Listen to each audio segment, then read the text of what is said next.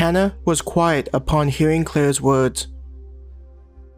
Though Claire wanted to say something to her friend, she was afraid that any words said would be forcing her thoughts on Hannah. Instead, she just removed her hand from Hannah's back. You're right, Hannah finally said, breaking the silence. Turning her head to look at Claire, Hannah nodded. Even though it's important to help others, at the very least, it needs to be done after our family and people we care about are safe. Hearing Hannah agreeing with her, Claire sighed in relief. Even though it was Claire's belief that their family and loved ones needed to be a priority, thinking of Hannah finding the idea distasteful wasn't something Claire enjoyed. Hannah was a close friend, so Claire wanted them to be on the same page. How about we clean up this place before we head out to get some food? Claire suggested, brushing back her brunette hair. Hannah smiled. That sounds like a good idea. I've been feeling a little hungry after all this work. It's not like the Coke is going to be ready anytime soon. She pointed a thumb behind her towards the oven. Getting up, Claire went to the other room, which had some brooms and dustpans.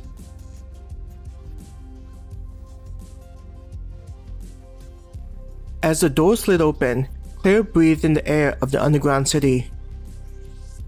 After working inside that workshop, it feels nice to step outside, Hannah remarked, raising her hands to the ceiling and stretching. Even though carrying the coals was hard work, I feel like our bodies are going to benefit from it.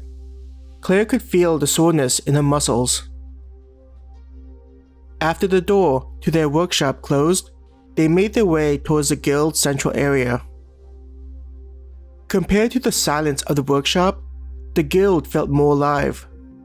Walking past the numerous screens, the same promotions were being played, with the occasional streamer demonstrating their developing skills. Claire's eyes checked out one of the guys in the numerous streams, lifting up a knife. Even though her skills weren't anything special, considering they only learned to carry coal to the oven, Claire could still tell that the knife in the adventurer's hand was poorly made. It's likely one of the reasons why he's over here, where most adventurers are busy working inside their workshops, instead of being played in the main hallway where the other crafting adventurers hang out. Claire thought to herself, feeling a little bad for the adventurer. That knife looks pretty bad, Hannah said as he passed by the screen. Makes me feel like we should probably wait until after we can create something decent. That's probably a good idea, Claire nodded. If it was just for entertainment, I could see how showing off our skills could be beneficial. But the people watching us want to know that our products are quality. Passing by an adventurer, likely heading to their workshop, Claire nodded her head at the girl, who also nodded in greeting before continuing on her way. Yeah, I agree. People are going to judge whether our products are worth it based on what they see, Hannah said. Getting closer to the main crafting hallway, they were encountering more adventurers. Claire saw that most of the people heading to the workshop were alone, only a few moving in a pair like they were. In addition to seeing more adventurers, there was also an increase in voices being heard. It wasn't long before they saw the groups of adventurers. They were still hanging out and discussing matters related to crafting items.